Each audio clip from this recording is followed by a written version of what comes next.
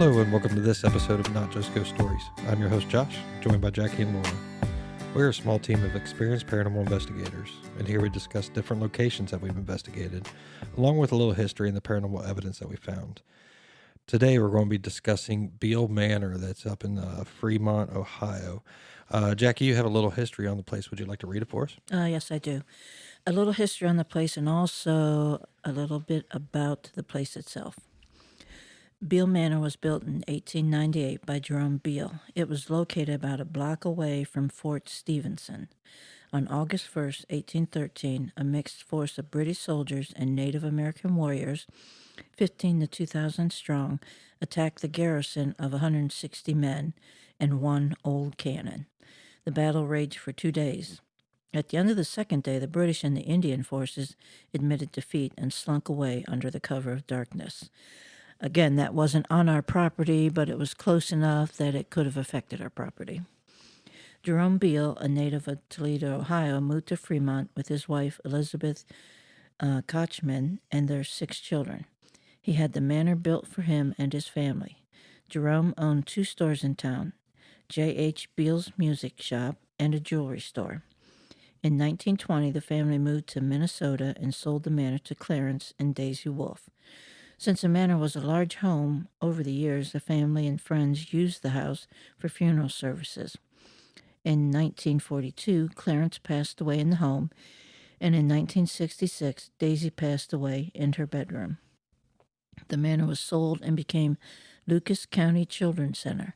The group home housed special needs children, very sick children, and unwanted children. At one point, the house had double the amount of children it was designed for.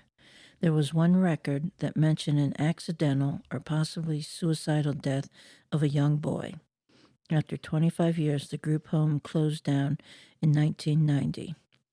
The next couple to own it turned it into Buckland's Bed and Breakfast. In 2009, it was sold again, and the family that purchased it stayed for about a year before moving out. In July of 2022, Carlos Zuzek bought the house. Carlos is a paramedic investigator with the group Orbs Paranormal Investigations.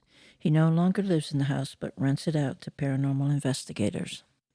All right, Jackie, thank you for the history on it. Now, what I will say is we did this early on from the time that Carlos had bought it. Yeah. So it hadn't really been investigated a whole lot during this time. And that's one of the reasons why we were anxious to get there. Yeah, it really was. I think, if I'm not mistaken, it was you, Jackie, and Laura. Both of you were talking about it. I'm like, what are you guys talking about? So finally, we just said we got to go. Yeah, we literally saw it when they just started advertising for it. So essentially, we were one of the very early groups to get in there. Yeah. Now, there had been some groups before us. Now, we drove up there. We pulled in front of the house. The setting to me when we first got there was kind of odd because it's right on the corner of like 2 main streets that are right there in Fremont. But it was just what driving up to it is like, wow, this is a really pretty, mansion that somebody had built. Very old. You can kind of feel the history coming off of it. What was your guys' first impressions? The place is gorgeous. Yeah. It's even done in a light yellow color, and oddly it works for it. The porch, I like the porch. It comes around, and at the corner, it's kind of circular, so it's neat. It's pretty, and when you walk in, a lot of it still looks like I'm assuming it did at that time. The time that we'll be referencing throughout here. Yeah. Double doors with an entryway. You walk in, there's another set of doors before you enter and stuff. And also across the way was a house just as big and as old looking as it. And I remember pulling in there and go, wow, are you sure there's ghosts here? Because we're not going to die or get mugged because it wasn't that type of neighborhood. Yeah. Which is where we usually ghost hunt. Yeah. Yeah, that is true. That's sometimes the places can get a little crazy as far as looking around going, we got to be careful trying to get in and out, lock the doors. So, but it was a really beautiful house. Now, we had walked in, met Carlos. It kind of showed us around a little bit, talked to us a little bit about, what was going on inside the house. we had asked them not to give us too much history. We're not ones where we kind of want to figure it out and then kind of go back and figure out what's going on. But the house, as soon as you walk in, after you get through that double door, there's stairs right in front of you. They make a big L shape that goes up to the second level. You got rooms on each side of you, living rooms, parlor room, what would have been a dining room, kitchen, things like that. So it was just a really, really cool setup to be able to see everything. So as we went through and talked with him and try to figure out, best places to set up, recorders and whatnot, I think we ended up starting up in the attic, right? I think so, yeah. Yeah, the attic was a larger size space, but it actually had what used to be a bathroom up there at one point, right? Yeah. And just, a couple little off rooms to the side. What was your guys' impression as far as starting there? I think one of the reasons why we started there, Carlos told us that was kind of the children's play area. Mm-hmm. So we went up there, and I could be mistaken, but didn't he say he bought the house and he planned on living in it while renovating it, and he doesn't live in there? Yeah, he said he couldn't live in there. He wanted to actually just live there, and I remember him saying he couldn't. And one of the hot spots, I guess you could say, the whole entire house, he said, was pretty much a hot spot. There was always something going on. There was a door at the top of the second floor. He said that would open and close on its own, by itself. But he said it was a children's playroom. He did get stuff because he was a paranormal hunter also. He got some stuff up in the attic, and we said, well, this is where we're going to go. He even Carlo played a few recordings for us, even where they had gotten, children's voices and, different things he had on his phone. So he's extensively investigated it himself as well. So he's a good host to have introducing you to the house. Yeah. But we start up in the attic with, of course, our recorders, our flashlights, good stuff like that. But Jackie, I think that was the first time you brought out the what we call the Donner. Yeah.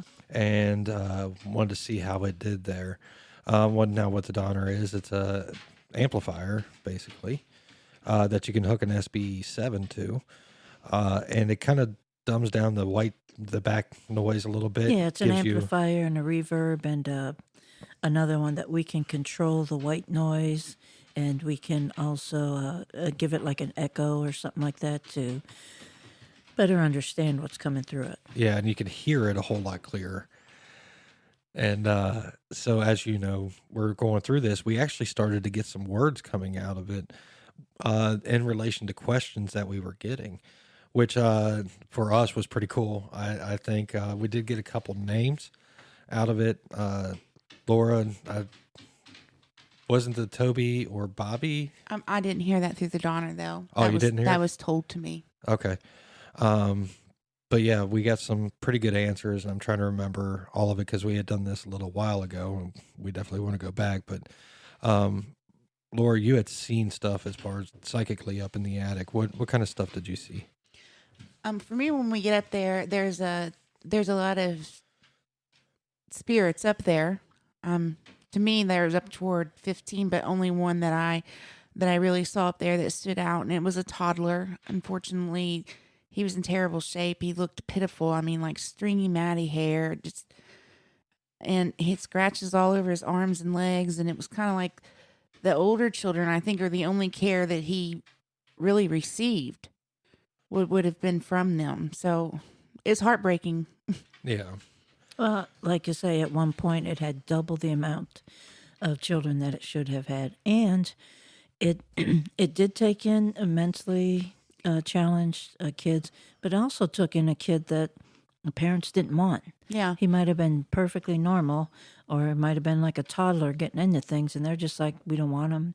You take him, and he's dumped in a home. Yeah, I'm sure they couldn't keep up, and I guess at the end of the day, it's better to be able to go somewhere that's not the best than have nowhere. Yeah. Well, I mean, it's one of those things. If the parents couldn't keep up with, a toddler or a child or something like that, and like you said, Jackie, it was a home for unwanted children too. I guess the parents just said, "Here, take them," and they just at that point, I guess they didn't care what kind of care they were getting there.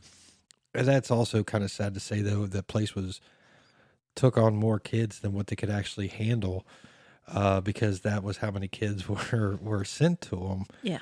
So that to me is like a sad aspect of how those things ran. When you're thinking back, everybody was having a hard time. So some people just gave up their kid because they couldn't support them. I mean, this would have been open from the history Jackie gave during the Great Depression. Yeah. I mean, it would have been used during that time. So I'm sure there was a lot of things that played into it. But there's a lot of them that are still attached there. Is it just because they were so young? I don't know. Is it because there was certain things wrong with them, and so that allows that energy to leave a more of an imprint? Yeah. I'm just saying it's odd that I walk in somewhere, even somewhere that's known to be haunted, and automatically be able to say there's at least 15 here. Yeah.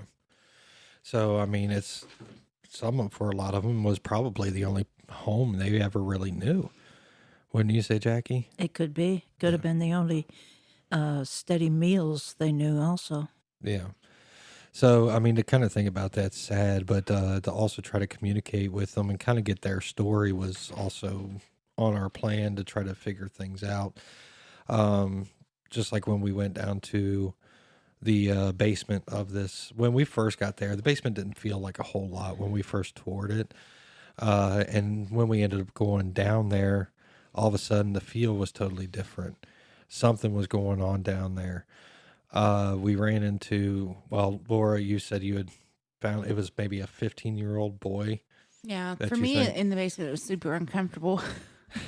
I actually, in my notes here, well, I guess journals the better. The basement is an uncomfy place. That's my first sentence on my experience at Bihl Manor. So for me, the basement does have a lot going on, but the one that I did see the most would have been in that one room that, you know, is the blue and red room. Approximately 15-year-old boy kind of cowering in the, like, toward the left-hand corner.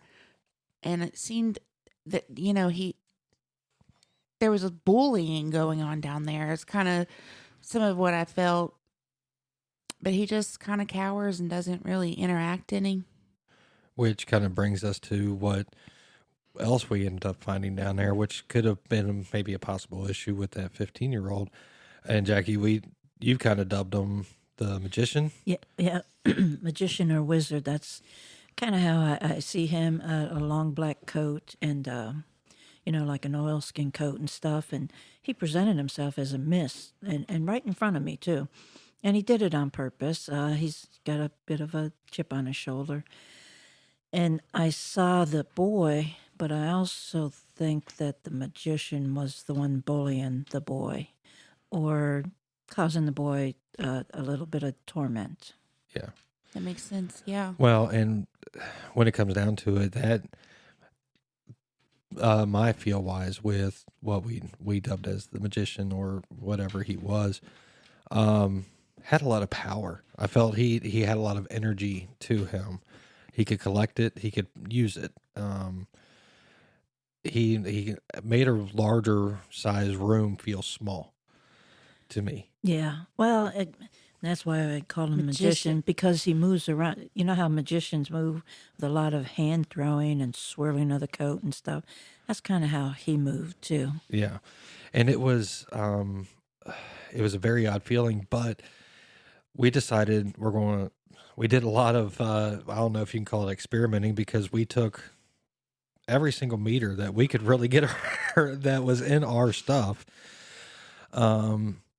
And even down to a regular compass, and had it sitting out everywhere in this basement, especially particular this one room where he kind of really stayed.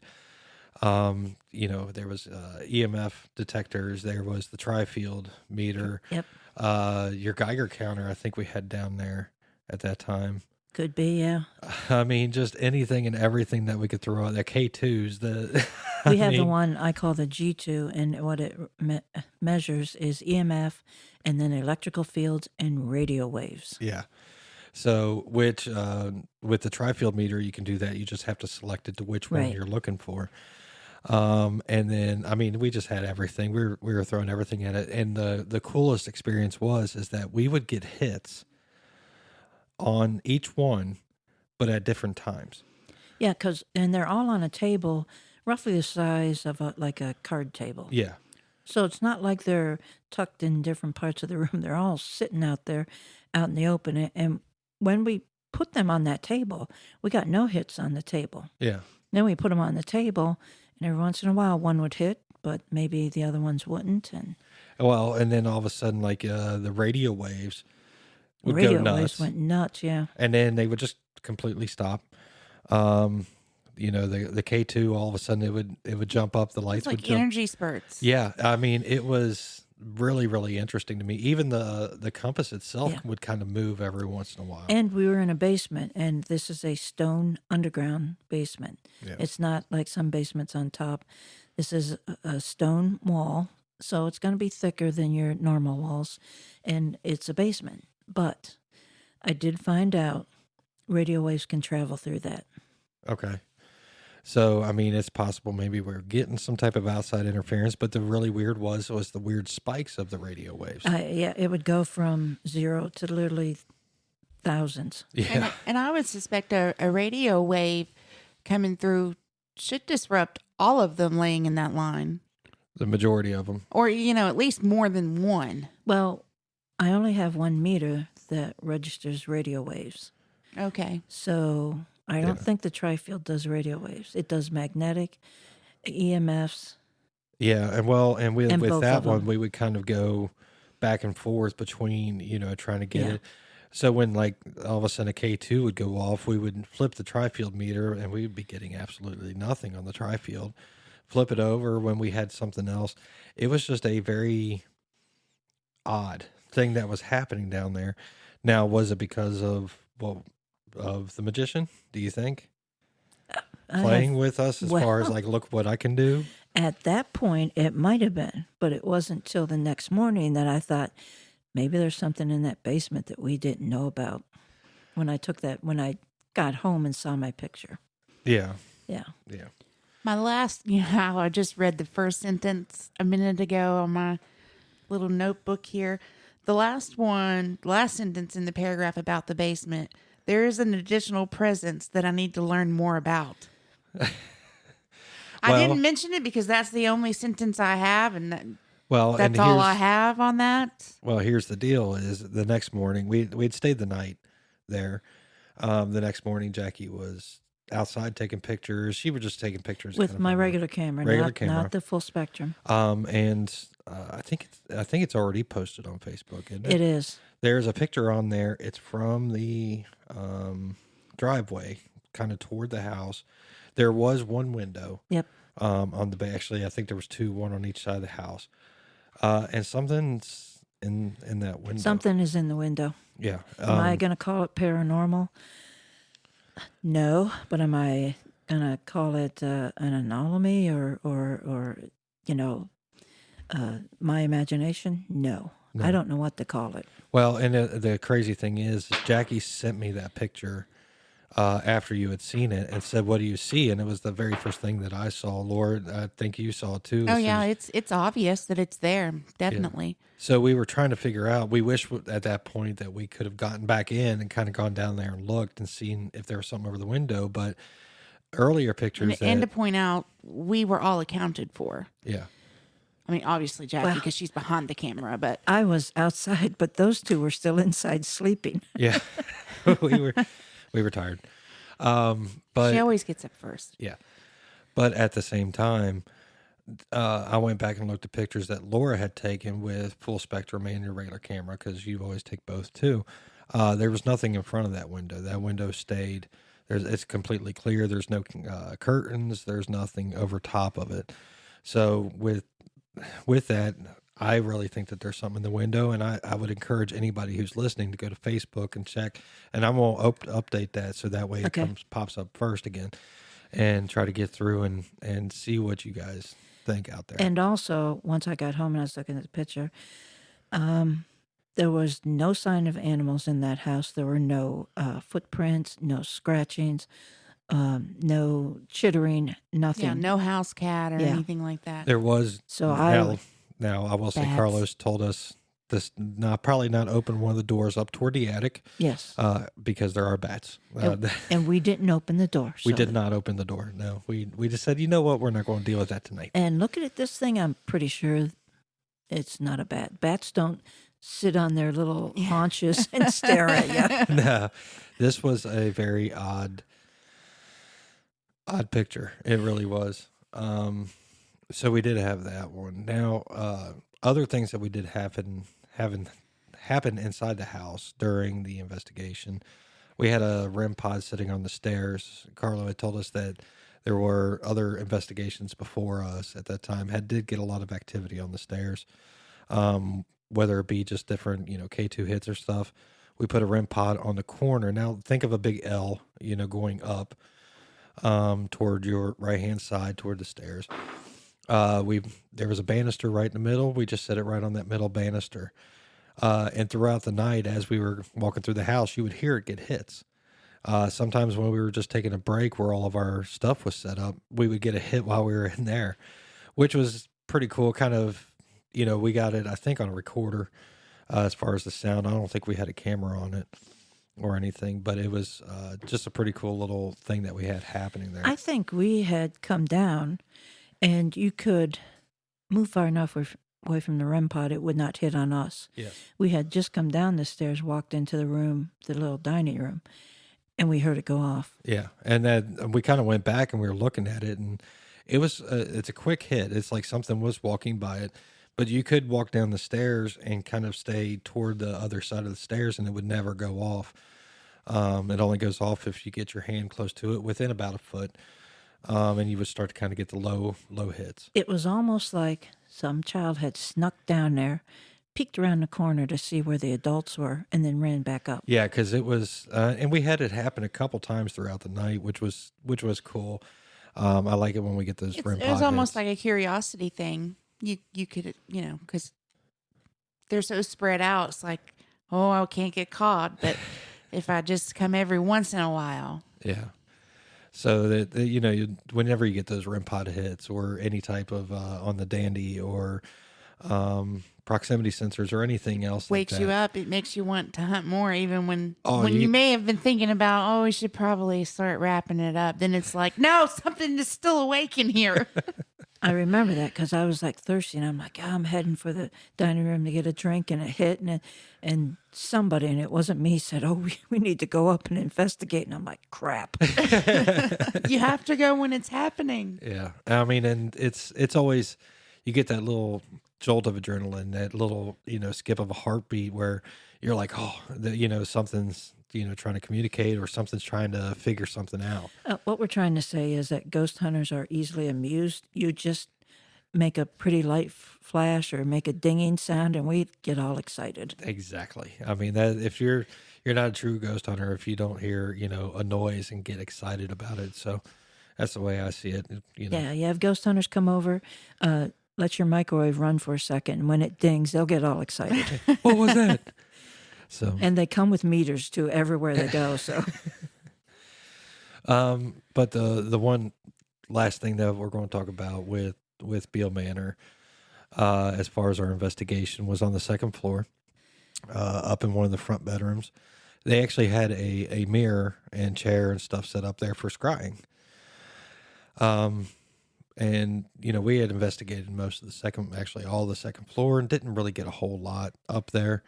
But we did decide to do the scrying mirror. Now, Jackie, do you want to preface it? because we're badasses but stupid.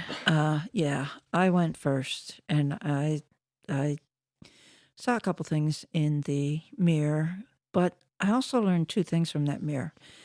Nothing could come out of that mirror. I knew that in my heart. Nothing could come out of that mirror. It might have been things going in it, but nothing could come out. And I kind of pressured both Josh and Laura to do it, and it did not turn out well. No. Laura, I think you did it first. Yeah, mine's much more boring than Josh's, so I'll go next because mine won't matter after he goes. So for me, scrying, for me, my face became fuzzy within like 20 minutes. One side of my face seemed to turn black, and then one side, it just became like war paint, followed by a zombie face. And quite frankly, that's when I dipped. That's when I was done. So that's all I have. All right. So for me, I don't scry a whole lot. I'll just say that straight out. Sometimes I'll do it every once in a while. I have done it before this, but other episodes that's before this one, we had talked about problems that I have with Indians, and well, problems that Indians have with me more so than anything.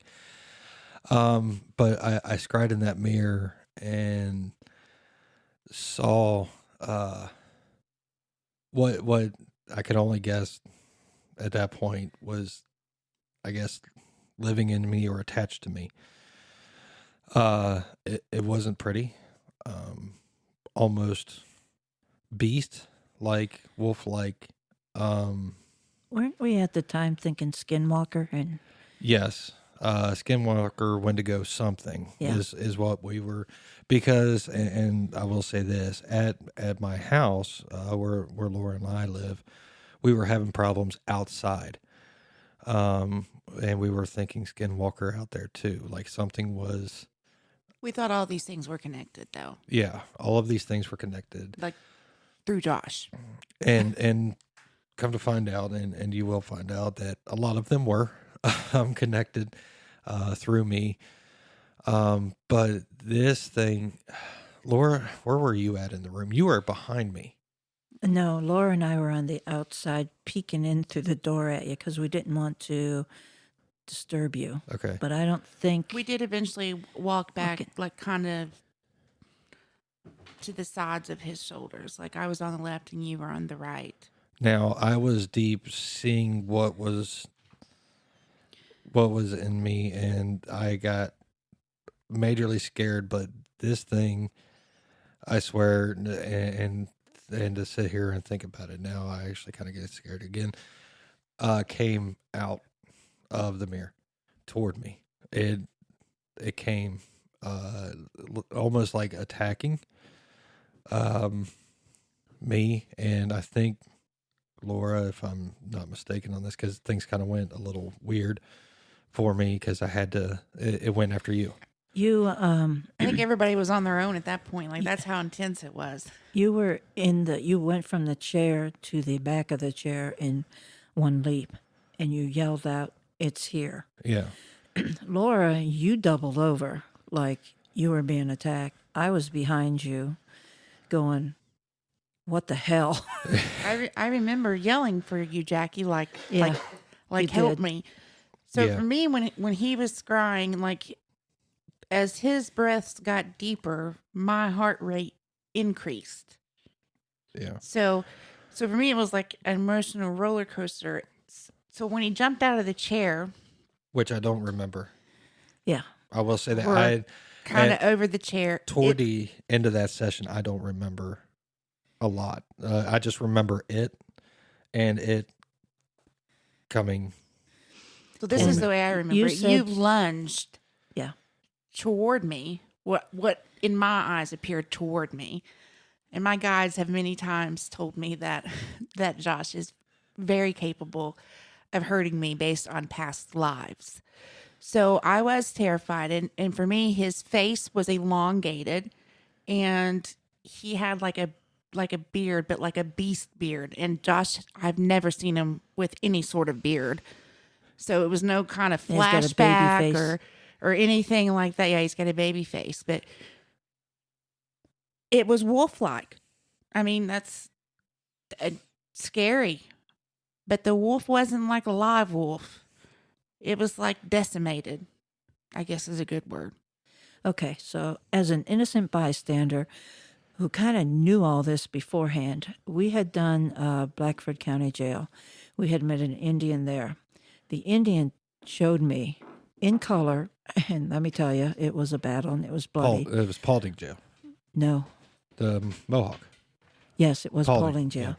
The Indian had shown me in color the battle and what exactly happened to not Josh, but his ancestors. Josh was standing next to me. Laura was there. I assumed they had seen it too. Neither one of them saw this. But the Indian was just showing me for some reason. And I think I later figured out the reason. But what happened was something was done and Josh was turned into this. He looked like a Wendigo, like a wolf.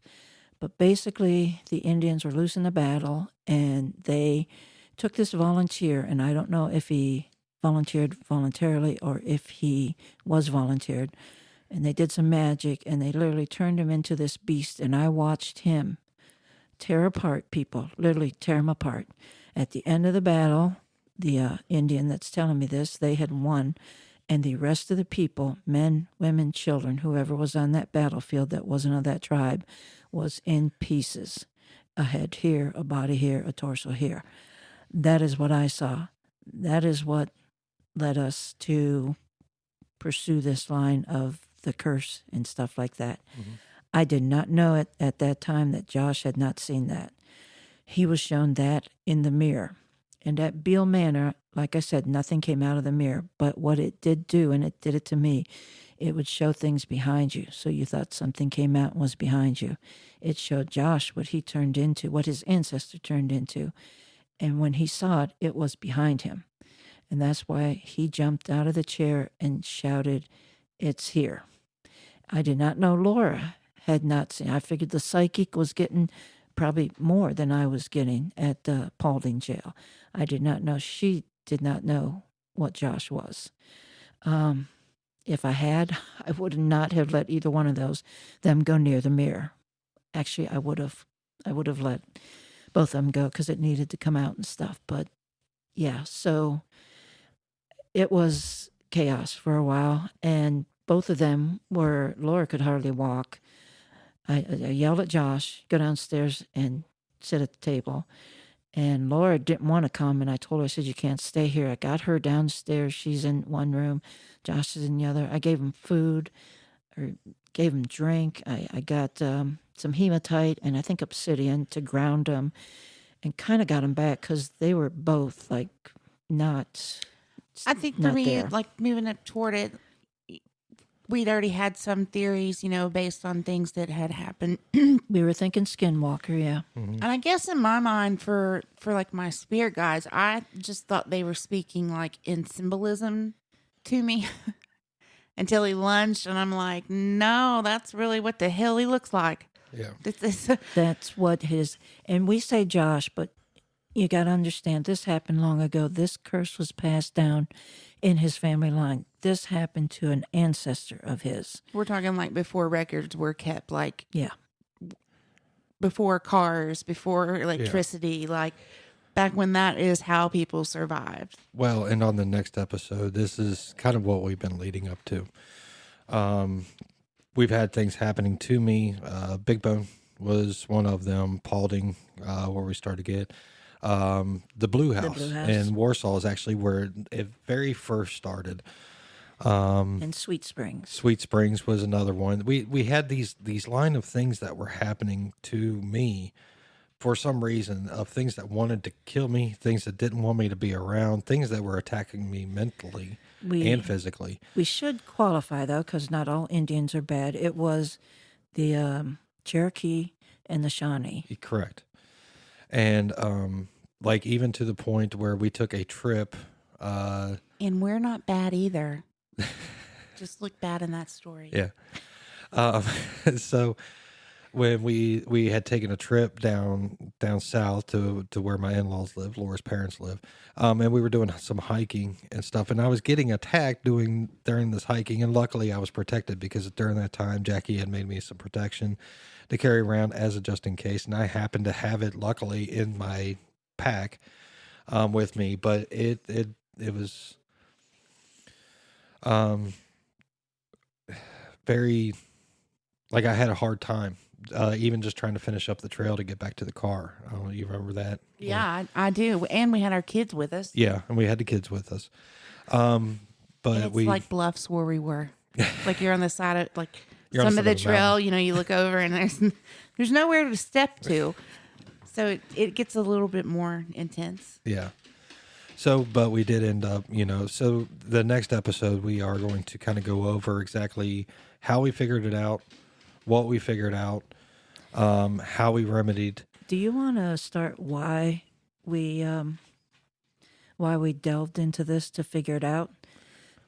Because your son started Well, exhibiting. Yeah, my oldest son, actually, first thing he started talking to me about was he's like, I need to talk to you about something.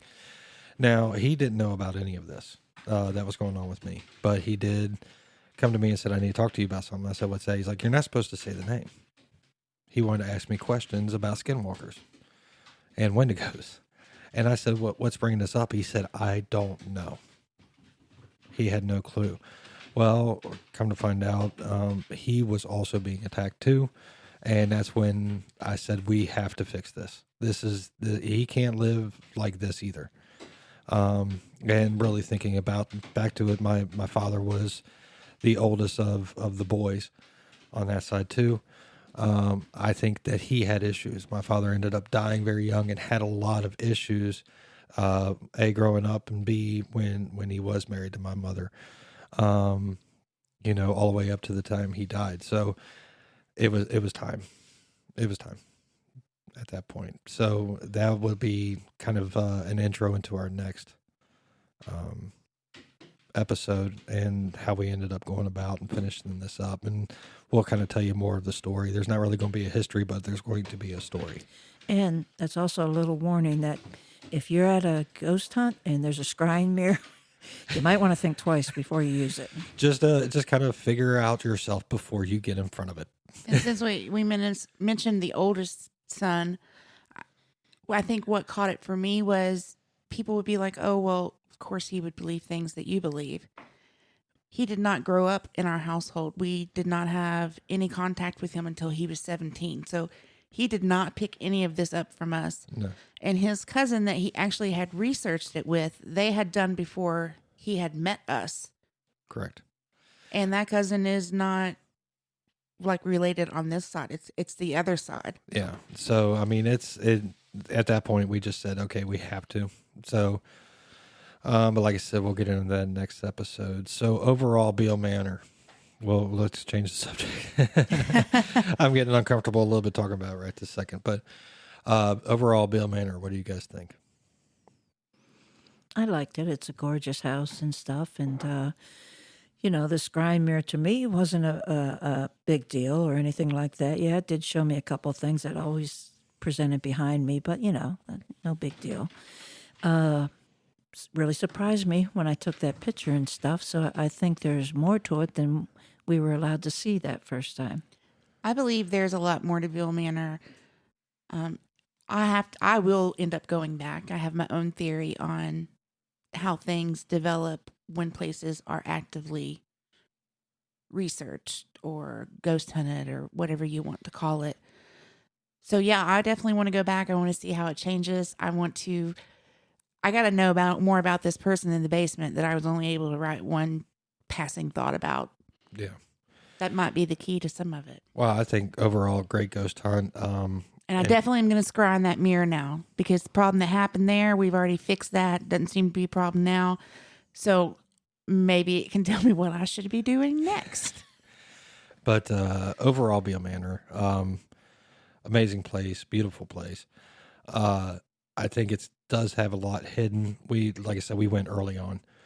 I think now that we'd probably get more things that would start to feel better communicating with people. So we can maybe get some answers. So I would love to go back and say, hey guys, remember us. You feel comfortable talking with us again or talking to us now since you didn't last time and see what happens. So it's definitely a place I would love to go back to and check it out again, see what happens. And it had bathrooms and heat. Yeah, Yes. which is a plus. It even had really nice carpet. The one floor's got like that red burgundy carpet. Yep, it was an awesome It is place. a nice place. Like I can totally see why he wanted to live in it. Yeah, but we do it in the dark. How did you figure out the carpet was red? We got there in the daylight. Did we? Oh, yeah. I just saw it in a picture. All right. So, any last words about it before we finish up? Yep, you guys should go try it out. Help Carlo keep that place preserved. Yes. All right. With that being said, this has been Not Just Ghost Stories, and we have been your hosts, Josh. Laura. And Jackie. And until next time, you can find information and contact us on our website at notjustghoststories.com and see evidence that we've discussed on today's episode at Facebook at Not Just Ghost Stories.